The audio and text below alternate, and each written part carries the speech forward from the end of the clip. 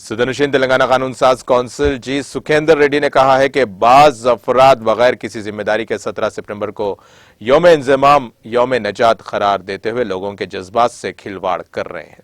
उन्होंने वाज़ेह किया कि जो लोग तेलंगाना तहरीक से भी वाकिफ नहीं हैं वो मनमानी तौर पर बातें कर रहे हैं। यहां तक कि गवर्नर डॉक्टर तमिलिसाई सौंदरराजन ने भी यौम इंज़माम के सिलसिले में रिमार्क्स किए हैं जो मुनासिब नहीं है। उन्होंने कहा कि गवर्नर अपनी साबिका पार्टी के नजरिए पर चल रही है, इन्हें चाहिए कि वो गवर्नरी के निजाम का एहतराम करें। हैदराबाद का हिंदुस्तान में इंज़माम 74 साल पहले हुआ था। उन्होंने इस सिलसिले में तमाम को मुबारकबाद पेश की। उन्होंने मीडिया से बात करते हुए रियासत में कौमी एकजहती तकारीब मनाए जाने पर मसर्रत का इजहार किया।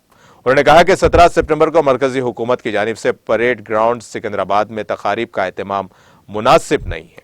उन्होंने बरहमी का इजहार करते हुए कहा कि बीजेपी हुकूमत ने विफाकी निजाम को दरहम बरहम कर दिया है।